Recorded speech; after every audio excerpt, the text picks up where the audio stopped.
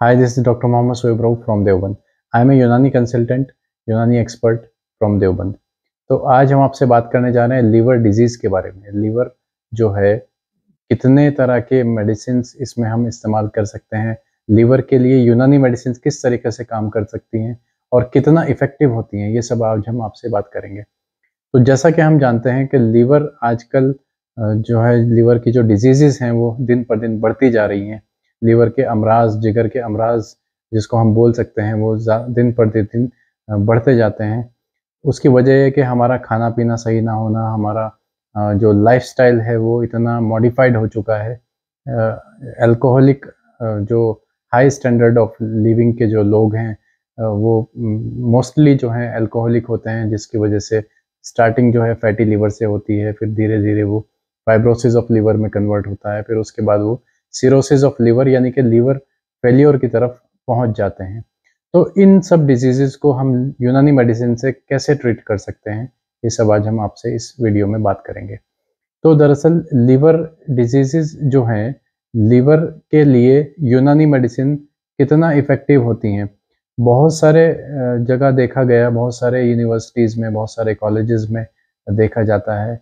बहुत सारे जो 100 नियर अबाउट 100 ईयर्स की जो रिसर्चेज़ हमारे सामने मौजूद हैं, तो सबसे ज़्यादा इफ़ेक्टिव जो लीवर डिजीज़ेज़ हैं, यानी कि जो all India institute of medical sciences भी मानने पर मजबूर है कि आयुर्वेदिक या यूनानी मेडिसिन जो है लीवर के ऊपर काफ़ी अच्छा अपना रुतबा रखती है, काफ़ी अच्छा अपना काम करती है। तो किस तरीके से हम उन सब चीज़ों को लेकर के इसको ठीक कर सकते हैं, वो सब आज हम इस वीडियो में बात करेंगे। बहरहाल, लीवर के बारे में सबसे पहले हम बात करते हैं क्रोनिक हेपेटाइटिस या क्रोनिक हेपेटाइटिस बी या क्रोनिक हेपेटाइटिस सी के बारे में, जो सबसे ज़्यादा कॉमन है लीवर डिजीज़। जानते हैं कि लीवर, ये जो क्रोनिक हेपेटाइटिस बी और क्रोनिक हेपेटाइटिस सी है, या एक्यूट हेपेटाइटिस बी और सी है, वो किस तरीके से होता है। दरअसल हेपेटाइटिस बी और सी तो एक वायरल डिजीज़ है, जो एक दूसरे से कंटेमिनेटेड होने के बाद भी ये इंसान को लग जाती है।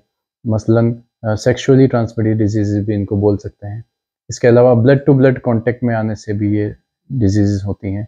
बहरहाल, इसके अलावा कुछ डिजीज़ ऐसी होती हैं, जैसे इंसान जिसको खुद पैदा करता है, जैसे बहुत ज़्यादा अल्कोहल का सेवन करना, या फिर बहुत ज़्यादा ड्रग इंड्यूस्ड, जो बहुत ज़्यादा मेडिसिन्स खाने वाले लोग हैं, पेन किलर्स खाते हैं, और या फिर किसी स्टेरॉइड्स का सेवन बहुत ज़्यादा किसी वजह से उन्होंने किया हो, कोई स्किन डिजीज़ को ठीक करने के लिए किया हो, या चाहे जिम में किया हो, या किसी भी तरह से उन्होंने जो स्टेरॉइड का जो सेवन किया हो, तो उसकी वजह से एक स्टार्टिंग हो जाती है फैटी लीवर की वजह से, की जो स्टार्टिंग हो जाती है।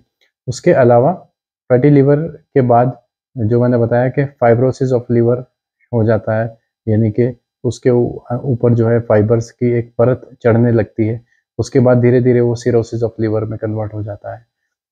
बहरहाल, ये अलग-अलग कैटेगरीज़ हैं, अलग-अलग डिजीज़ेज़ हैं, और लास्ट में सिरोसिस ऑफ लीवर हो जाता है, या फिर उसको हम बोल सकते हैं कि लीवर फेल्योर की तरफ चला जाता है, जिसके जो सिम्पटम्स हैं वो ये हैं कि पेट में हमारे पानी जमा होने लगता है, और जॉन्डिस भी हो सकता है, जिसको पीलिया बोलते हैं, पीलिया भी जिस्म के अंदर आ जाता है। और इसके अलावा मरीज़ को हाथों पैरों में सूजन रहने लगती है, चेहरे पे सूजन रहने लगती है, तो ये भी लीवर फेल्योर होने की एक अलामत है। बहरहाल, अगर हम आज के दौर में हमारे पास सारी साइंटिफिक फैसिलिटीज़ मौजूद हैं, सारे जो हैं फिज़िक्स और केमिस्ट्री का इस्तेमाल, लेबोरेटरी रिपोर्ट्स और मशीनरीज़ जैसे अल्ट्रासाउंड है, उसका इस्तेमाल करके हम ये पता लगा लेते हैं कि ये लीवर कितना फैटी है, फाइब्रोसिस कितना इसको बढ़ चुका है, और हेपेटाइटिस बी है या हेपेटाइटिस सी है, या सिर्फ ड्रग इंड्यूस्ड लीवर फैटी है, या सिरोसिस है, जो भी है। बहरहाल, ये तो हमने बात करी type of diseases, liver diseases के बारे में। तो अगर हम ट्रीटमेंट की बात करें, ट्रीटमेंट हम किस तरीके से इसको लेकर के चल सकते हैं, किस तरीके से इसका हम ट्रीटमेंट कर सकते हैं, तो इसमें आता है सबसे पहले 2 तरीका इलाज होते हैं हमारे पास।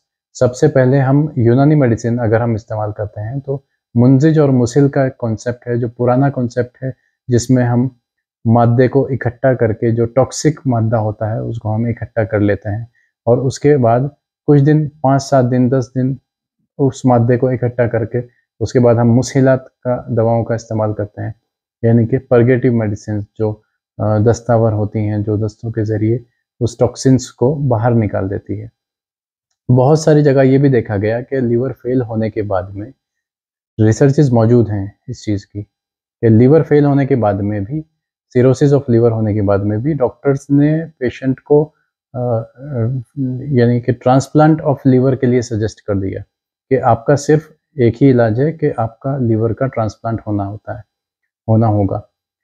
तो बहुत सारे मरीज़ ऐसे होते हैं जो, अब इसका ज़ाहिर बात है कि ख़र्च तकरीबन 20 से 25 लाख या 30 लाख या 40 लाख या 50 लाख तक भी, 1 करोड़ तक भी पहुंच जाता है। वो डिपेंड करता है कि आप किस सेंटर में इलाज करा रहे हैं। जितना डेवलप्ड सेंटर या हॉस्पिटल होगा उतना ही खर्च उसका मिनिमम 20-22 लाख का तो आता ही है किसी भी सेंटर में। तो मरीज़ अगर एफर्ड नहीं कर पाता है तो वो एक तो ये है कि एफर्ड नहीं कर पाएगा। दूसरा ये है कि जल्दी से उसको डोनर भी नहीं मिल पाता है। ज़रूरी नहीं है कि डोनर हर किसी को मिल जाए और उसके सारे सिम्पटम्स मैच हो जाएँ, उसके जो चीज़ें मैच होनी होती हैं वो सब। ये 2 वजह हैं कि हर मरीज़ का ट्रांसप्लांट नहीं हो पाता है। तीसरा, उस मरीज़ के अंदर इतनी ताकत भी होनी चाहिए कि उस लिवर ट्रांसप्लांट के ऑपरेशन को वो झेल पाए, बर्दाश्त कर पाए। कई मर्तबा ट्रांसप्लांट होने के बाद भी वो सक्सेस भी नहीं रहता है, बॉडी उसको एक्सेप्ट नहीं कर पाती है किसी और के लीवर को। तो ऐसे कंडीशन में, ऐसी सूरत में मरीज़ जो होता है वो अ, देसी दवाओं की तरफ भागता है, देसी मेडिसिन्स, यूनानी मेडिसिन्स या आयुर्वेदिक मेडिसिन्स की तरफ जाता है और तकरीबन मैंने देखा है कि 70 टू 80% या 90% सक्सेसफुल रिजल्ट्स यूनानी मेडिसिन्स में या आयुर्वेदिक मेडिसिन्स में देखने को मिलते हैं। तो अगर हम बात करें रिज़ल्ट की, हमने बात करी, एफ़िकेसी की बात करें तो 99% एफ़िकेसी है। यहाँ तक कि ये भी देखा गया कि जो अल्कोहलिक पेशेंट हैं, वो अल्कोहल का सेवन लगातार कर रहे हैं और यूनानी मेडिसिन्स का उन्होंने इस्तेमाल करना शुरू कर दिया है। मेरे खुद तजर्बे में कई मरीज़ ऐसे आए हैं, जिनको सिरोसिस ऑफ लीवर था, जिन्होंने कंटिन्यू यूनानी मेडिसिन्स ली हैं 2 से 3 महीने, 4 महीने, 5 महीने। उसके बाद उनका सिरोसिस ऑफ लीवर कम होना शुरू हो गया। थर्ड फैटी डिग्री से लीवर सेकंड पर आ गया, सेकंड वाले जो हैं वो फर्स्ट पर आ गए। कंटिन्यू अल्कोहल कंजम्पशन के बाद भी यूनानी मेडिसिन इतनी हेपेटोप्रोटेक्टिव भी होती है, एक तरीके से क्यूरेटिव भी होती है। तो हालाँकि वो लगातार कंजम्पशन ऑफ अल्कोहल कर रहे हैं, फिर भी उनका काफ़ी अच्छा रिज़ल्ट देखने को मिलता है। बहरहाल लीवर के लिए, लीवर जिसको हम बोल सकते हैं कि किचन ऑफ द बॉडी है, उसके बगैर जैसे हम घर में जाते हैं तो खाना हमारा किचन में पकता है, तो इसी तरीके से बॉडी का जो खाना है वो किचन में पकता है। उसके अंदर अगर खराबी पैदा हो गई, उसके अंदर अगर बिगाड़ पैदा हो गया तो उसके साथ में मल्टीपल ऑर्गन फेल्योर्स होने के भी चांसेस बढ़ जाते हैं। किडनी फेल होने के भी चांसेस आ जाते हैं, किडनी में कोई ना कोई खराबी आ जाती है। इसके अलावा डाइजेशन में कमी आ जाती है, पेट फूलने लगता है, गैस्ट्रिक ट्रबल्स होने लगते हैं, तो खाना हज़म नहीं होता है, मरीज़ को बेचैनी हो जाती है जिसकी वजह से जॉन्डिस, बार-बार उल्टी आना, वॉमिट होना, ये सब सिम्पटम्स लिवर डिज़ीज़ में देखने को मिल सकते हैं। बहरहाल लीवर डिज़ीज़ छोटी से छोटी भी हो सकती है और बड़ी से बड़ी भी हो सकती है। अगर छोटी ही लिवर डिज़ीज़ को कंट्रोल कर लिया जाए, यूनानी मेडिसिन से कर लिया जाए या किसी भी मेडिसिन से, या परहेज़ करके या डाइट को कंट्रोल करके, तो बेहतर है। लेकिन अगर मैंने जैसे कि बताया कि हाई लेवल पर आने के बाद भी हम यूनानी मेडिसिन से कंप्लीट क्योर कर सकते हैं।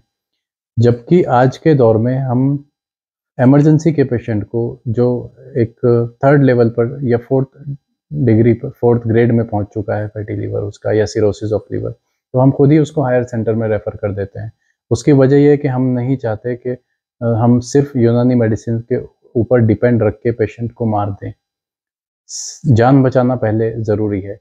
हाँ, जब पेशेंट हायर सेंटर से रेफ़र होकर के मायूस होकर के जब वो बोल देते हैं कि आपके पास ट्रांसप्लांट के अलावा कोई ऑप्शन नहीं है, तब हम उसको ट्रीट करते हैं, तब हम उसको देखते हैं कि किस तरीके से इसको हम अपनी मेडिसिन के ज़रिए इसके अंदर जान फूँक सके, इसके अंदर एक तरीक़े से इसकी बीमारी को ठीक कर सकें, और अल्लाह से दुआ भी करते हैं कि ये मरीज़ जो है वो शिफ़ायाब हो जाए। बहरहाल 99% हम क्यूरेबल एक तरीके से बोल सकते हैं कि लीवर डिज़ीज़ को हम क्योर कर देते हैं, अगर सही हमारी तशख़ीस है, हमारी डायग्नोसिस अगर सही है और हमने सही उसको उसके ऊपर थोड़ी-सी मेहनत करके, थोड़ा-सा कॉन्सन्ट्रेट करके उस पे इलाज हमने किया, तो वो हमें काफ़ी हद तक कामयाबी मिलती है। सबसे इम्पोर्टेंट मेडिसिन्स की अगर बात करें, तो मैंने जैसे बताया कि पहला जो तरीक़ा है वो मुंजिज और मुसिल देने का है। उसके अलावा मार्केट में बहुत सारे लिवर टॉनिक्स अवेलेबल हैं, लेकिन इन लिवर टॉनिक्स पर आँख बंद करके सीरियस पेशेंट के ऊपर भरोसा नहीं किया जा सकता। उसकी वजह ये है कि जब तक हम अपने हाथ से खुद मेडिसिन बना करके उसको इस्तेमाल ना कराएँ, तब तक एक यकीन नहीं होता। कई मर्तबा कंपनी की दवाएँ धोखा दे जाती हैं, हम सीरियस मरीज़ को खो देते हैं। तो खुद बनी हुई मेडिसिन पर यकीन करना चाहिए, उससे रिज़ल्ट भी डबल मिलता है। अगर उससे 10% फ़ायदा हो रहा होगा, तो खुद बनाई हुई मेडिसिन से कम 50% या 70% या 80% फ़ायदा ज़्यादा मिलता है। बहरहाल अपनी मेडिसिन बना करके, अगर आप हकीम हैं, डॉक्टर हैं, तो खुद अपनी मेडिसिन पर भरोसा करें। बाज़ारू मेडिसिन्स पर, यूनानी मेडिसिन पर भरोसा ना करें। अगर मेडिसिन की बात करें, तो इसमें सबसे इम्पोर्टेंट लीवर की जो मेडिसिन आती है, वो यूनानी में माजुन दबिदुल वर्द, जो पुराना एक नुस्ख़ा है जिसके ऊपर हम वीडियोज़ पहले भी बना चुके हैं। एक आम दवा है, सबसे ज़्यादा इस्तेमाल होने वाली दवा है, फैटी लीवर को काफ़ी हद तक कंट्रोल करती है, और स्वेलिंग, इंटरनल स्वेलिंग जो होती है, कई बार हम यूट्रस की स्वेलिंग में भी इसको इस्तेमाल कराते हैं। एब्डोमिनल बहुत सारी जो डाइजेशन की प्रॉब्लम्स होती हैं, उसके लिए भी माजुन दबिदुल वर्द का ख़ास रोल है। बेहतरीन दवा है, बहुत ज़बरदस्त रिज़ल्ट है माजुन दबिदुल वर्द का। अगर अच्छी किस्म की बनाई हुई है, तो बहुत अच्छा रिज़ल्ट आता है इसका। अगर अपने हाथ से बनाई हुई है, सारे अज्ज़ा पूरे डाले हुए हैं, तो बहुत अच्छा रिज़ल्ट आता है। बहरहाल इसके अलावा कई मर्तबा जब बॉडी में स्वेलिंग आ जाती है, तो हम इत्री फलात का इस्तेमाल करते हैं, इत्रिफल उस्तकुदूस का, इत्रिफल किशनीज़ का। इसके अलावा हम कुर्स तिनकार, हब्बे कबिल नौशादरी, हब्बे अयारिज, कई मर्तबा हम अर्क़ियात का भी इस्तेमाल करते हैं, जैसे अर्क मको, अर्क कासनी, अर्क बरंजासिफ है, अर्क बादियान है, जिनको हम चारों को अगर मिक्स करके, तो इनको चार अर्क भी बोला जाता है। ये इनका अर्क मको और कासनी का तो बेस्ट रोल है लीवर डिजीज़ के लिए, लीवर को ठीक करने के लिए। इनके अलावा बहुत सारी मेडिसिन्स ऐसी हैं जो लीवर के लिए डायरेक्ट काम करती हैं। इसमें आपका मैंने जैसे बताया कि कुर्स तिनकार है, हब्बे कबिद नौशादरी का बहुत अच्छा रोल है, जो एक पुराना नुस्ख़ा है, हमदर्द कंपनी बनाती है। और भी बहुत सारी कंपनियाँ तकरीबन जो कॉम्प्लेक्स मेडिसिन्स बनाने वाली हैं, वो तकरीबन सभी कंपनियाँ ये मेडिसिन ज़रूर बनाती हैं। तो लिवर टॉनिक का भी इस्तेमाल करें, माजूनात का भी इस्तेमाल करें, किसी अच्छे हकीम या डॉक्टर से राब्ता करके, जो आयुर्वेदिक या यूनानी मेडिसिन्स के बारे में जानते हों, उसको पढ़ते हों। जैसे बहुत सारे हमारे प्रोफ़ेसर्स, हमारे बहुत सारे यूनानी के लेक्चरर्स यूट्यूब पर भी मौजूद हैं। प्रोफ़ेसर मोहम्मद अख्तर सिद्दीकी, जो रिटायर्ड हमदर्द के जो प्रोफ़ेसर हैं, आजकल सिर्फ़ लिवर डिज़ीज़ पर काम कर रहे हैं, बहुत अच्छा काम कर रहे हैं। मैं तो एक छोटा-सा तालिब इल्म हूँ, हम भी कोशिश करते हैं कि तकरीबन यूनानी मेडिसिन से सभी अमराज़ पर महारत हासिल की जाए। मगर यूनानी, मैं ये कहता हूँ कि सबसे बेस्ट जो काम करती है, वो लिवर के ऊपर करती है। हमारे पास बेस्ट मेडिसिन्स हैं लिवर के लिए, यहाँ तक कि देखा गया है कि बड़े-बड़े जो फ़िलॉसफ़र्स हैं, बड़े-बड़े जो डॉक्टर्स हैं, डॉक्टरेट की पढ़ाई की है जिन्होंने, जो बड़े-बड़े एमबीबीएस, एमडी, डीएम तक यूनानी पर बिलीव करते हैं। खुद मेडिसिन्स हमारे यहाँ से उनके यहाँ जाती हैं, वो खुद इस्तेमाल करते हैं यूनानी मेडिसिन्स को।